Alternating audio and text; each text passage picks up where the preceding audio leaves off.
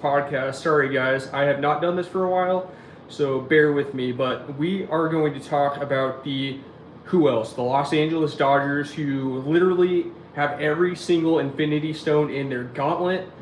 They have signed Roki Sasaki, and they also have signed Tanner Scott as of today. We're going to go over that. We're gonna talk about, is this good or bad for baseball? We're gonna talk about these deals, and we're just gonna go over it. I want your guys' input. Tell me down below: is the Dodgers signing a super team and having every single Infinity Stone good or bad for baseball? So let's get into it. I'm gonna be looking over here. I'm gonna be having my computer open. We're gonna go over a couple articles, and let's get into it. So a little voice crack there, but that's okay. So we are on USA Today, and as I said, the Los Angeles Dodgers have signed Japanese phenom pitcher Roki Sasaki. And let's just go in right here. The moaning and groaning you heard from coast to coast Friday night was from every baseball franchise and fan base outside of LA, hearing the news they dreaded and long feared. So we all knew this was going to happen. You know, the Padres were in on Roki Sasaki. God bless them, the Toronto Blue Jays, they're in on everybody, but they always lose out. They're like the stepchild that doesn't get anything. I feel so bad for Toronto Blue Jays fans. But Roki Sasaki, the most talented young pitcher on the planet, is going to the Los Angeles Dodgers. We already talked about that. The Dodgers, the defending World Series champions, have been the favorites for the past 12 months for Sasaki's services. So let's scroll down here a little bit. Many thought the Dodgers were already the team to beat in 2025. Who can blame them if they start taking orders for postseason tickets this weekend? So they've been the World Series favorites. We've known that. They've already got a super team. They've got Mookie Betts, Freddie Freeman. We're actually going to go over their roster and look at it and see how stacked they are here in a minute. But they were already the favorites, and already now with adding Roki Sasaki and the best left-handed reliever on the market, Tanner Scott, they're even better, which boggles my mind. Like how is this even possible? So let's scroll down here, and this is a star-studded Dodgers rotation that features Blake Snell, who they signed earlier this offseason. They've got Shohei Ohtani coming back from injury. We don't know how good he's going to be, but the last time he pitched, he was stellar. He's a Cy Young candidate. He had Tommy John surgery, so we don't know what Shohei Ohtani we're going to be getting, but he's still pretty freaking good. They have Yoshinobu Yamamoto, Tyler Glasnow, Roki Sasaki, Clayton Kershaw, who plans to return. That's just 5 guys right there. And they have other guys like Dustin May, who's been hurt, but he's still really good. Tony Gonsolin, Landon Knack, Bobby Miller. They have probably one of the best rotations in baseball. I'm a biased Mariners fan. I still think we have a good rotation. But my God, look at this. This is so flippin' good. And another wrinkle I wanted to talk about, you look at these other pitchers here that they do have. Dustin May, Tony Gonsolin, Landon Knack, Bobby Miller. What could they do with those guys? They could package them together in a deal and go out and, I don't know, get a guy like Vladimir Guerrero Jr. for their offense. Freddie Freeman isn't getting any younger. I mean, let's just be honest, he's not. They could go out and get a young Vladimir Guerrero Jr. who's under club control, sign him to a long-term deal, and he's their first baseman for the foreseeable future. You think they're good now? They use this pitching depth and go get a Vladimir Guerrero Jr. Holy crap. You're never going to beat the Dodgers. I mean, this is insane. Okay, let's scroll down here a little bit more. If it wasn't painful enough to watch the Dodgers acquire Sasaki, all it cost was a mere $6.5 million. So, I mean, this wasn't anything where they were in a bidding war with any other teams. They all had their international pool money, so anybody could go get Roki Sasaki. I mean, they tried. And that's a wrinkle I want to talk about right now as well. Everybody can do what the Dodgers are doing. Any team can defer money and go get players and sign them to a team-friendly deal. And they can do that. Any team can do that in Major League Baseball right now. But why are the Dodgers getting all these players? Let's think about it. The Dodgers already have a super team. They won the World Series. Are you going to want to play for a team that doesn't have a stacked roster that won the World Series? in that, they're good, but they're not like the Dodgers? Or are you going to want to go to the Dodgers, who've won the World Series and have a stacked roster and have the best chance to win the World Series again? You're going to choose the Dodgers, and that's the advantage they have. They're so good. They have so many good players. They have Shohei Ohtani, probably the greatest player on the planet right now, maybe ever. That's a huge advantage for them. You bring over any of these Japanese players, and you've got Shohei Ohtani that's there to sway their opinion, you have a huge advantage. And I mean, that is huge. So, I mean, any team can do what the Dodgers are doing, but they have such an advantage with being so good, having Shohei Ohtani, having other Japanese players that they can bring in and say, hey, look, we're here, we're good, come play with us. That's huge. Not a lot of teams have that. Not a lot of teams have all these players that can sway these other guys to come over and play for them. I mean, just ask yourself, do you want to go play for the Padres that have, I don't know, Yu Darvish? Or do you want to come play for the Dodgers, make a little bit less money, and go win a championship and have Shohei Ohtani? I'm going to play with Shohei freaking Ohtani. And I mean, that's the advantage that they have. So there's that right there. So Roki Sasaki, he signed with the Dodgers. They're freaking good. He signed for $6.5 million, and he's going to join guys like Tyler Glasnow, Shohei Ohtani, and others. Barring injury, this is the best rotation in baseball.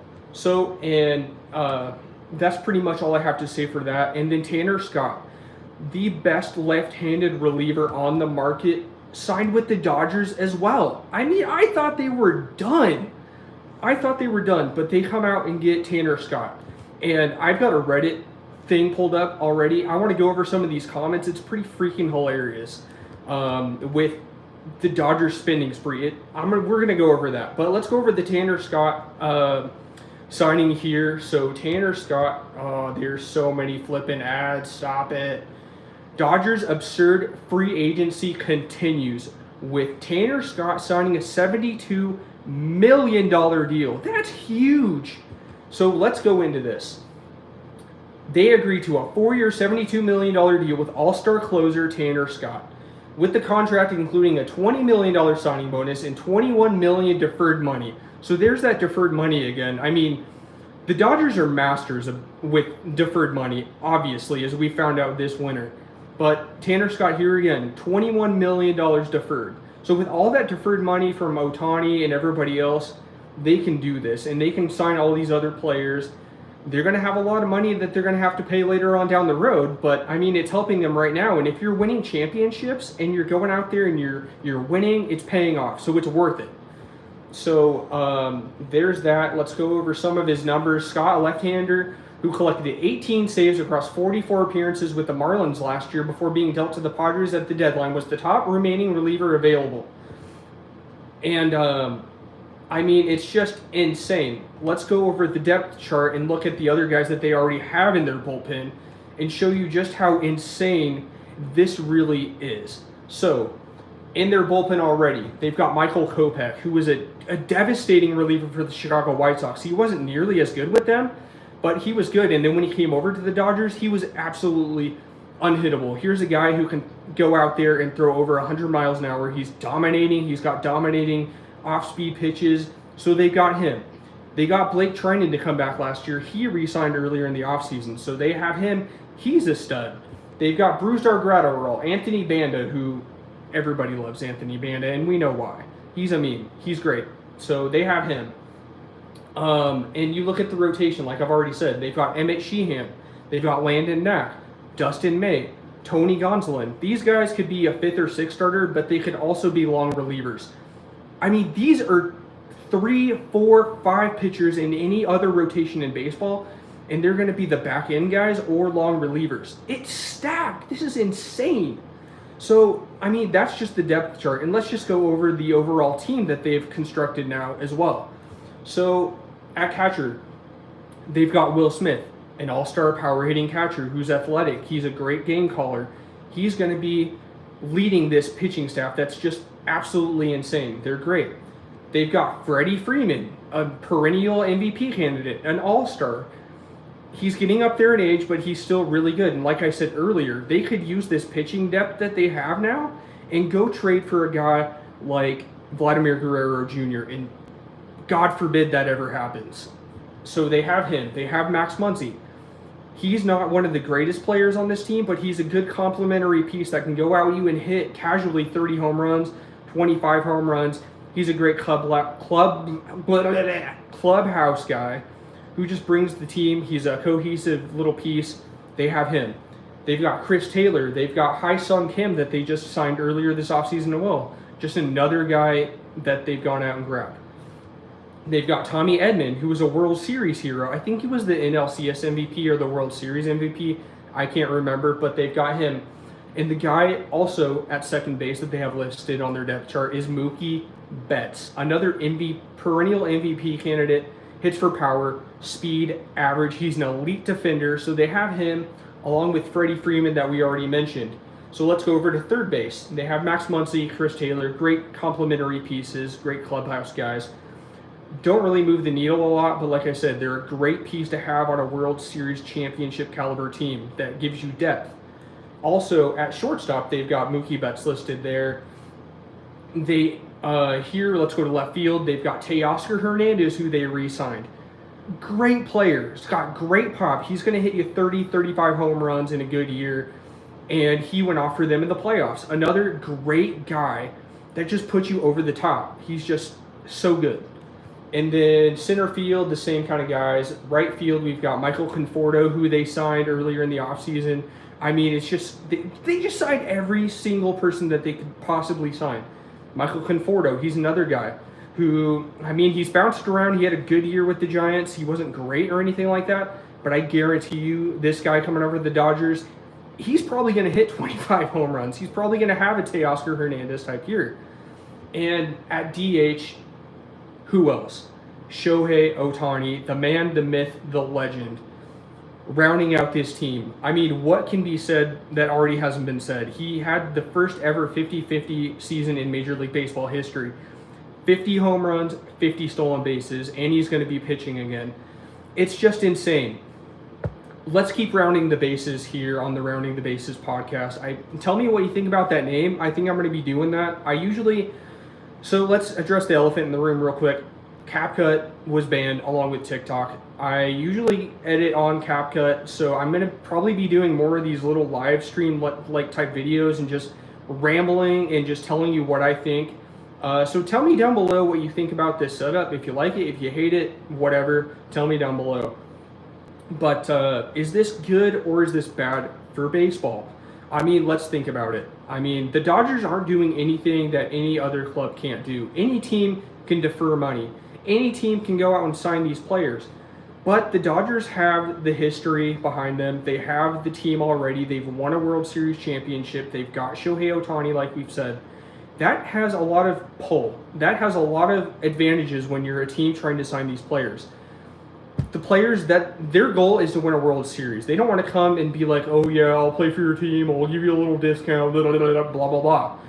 They want to play for the best team in baseball, and that's what the Dodgers are. They are the best team in baseball, and players are going to want to play for them. But there's teams like my Seattle Mariners, the Colorado Rockies, the Athletics. You can't call them Oakland anymore. Sorry, A's fans. But you've got teams that aren't spending money either. So how do you solve that issue where teams aren't spending money? You've got guys up here that are spending a lot of money, like the Dodgers, the Yankees. The Yankees not as much anymore, but they still went out and got a lot of guys this offseason. So, I mean, I don't have a lot of answers. I mean, is it bad for baseball? Maybe. Because a lot of casual fans are like, oh, the Dodgers are signing all these players. How are we going to have a chance? But you've also got teams that aren't spending any money at all. So how do you solve that issue as well? How do you solve that parity where you've got all these teams up here? You don't have a lot of teams in the middle, maybe like teams like the Indians, the Guardians, and then you've got the Kansas City Royals. They're kind of in that little middle ground there, but you don't have a lot of disparity in Major League Baseball. There's a lot of teams at the top and a lot of teams on the bottom. So how do you solve that? I don't know. Do you have a salary floor? Do you have a hard salary cap, which in my opinion will never happen? But, I mean, if I have to say something, what the heck? It's bad for baseball. I mean, come on. I mean, I mean, God, I'm speechless. I don't know what to say. This is just insane. It's like the Yankees of the 90s when the Yankees had so much pull. They won 4 championships in 5 years. Everybody wants to go play for that top team, the team that's always going to be winning. And that's what we have here. The Dodgers are now the evil empire. They have all the good players. They are winning. They won a championship last year. They won a Mickey Mouse championship in 2020. Yes, it was a Mickey Mouse year. But that's what it comes down to, in my opinion. I mean, a lot of it is pull. The Dodgers are super good. They have Ohtani. They've got all these great players that are recruiting all these other players to come join them. So, I mean, in my opinion, it's tough. I'm glad I'm not commissioner of baseball right now. But yeah, that's going to probably be it for the podcast, guys. Rounding the bases, I think, is what I'm going to call it. We might do a couple more of these just to feel out how they do. I don't really know how I'm going to edit actual like scripted videos right now, so I might be doing more live streams, or I might be talking to the camera, just rambling, giving you my unfiltered opinion on a pre-recorded video. So let me know down below, how do you like this setup? How do you like the podcast? And do you like what the Dodgers are doing? Is it bad or is it good for baseball? But that's going to do it, guys. Thank you so much for being here. Like, subscribe, and be back here for more. It's going to be an insane year, and let's all root for the Dodgers to fail. Boo Dodgers, BLA. Okay, well, thank you guys for coming, and I will see you guys next time. See ya.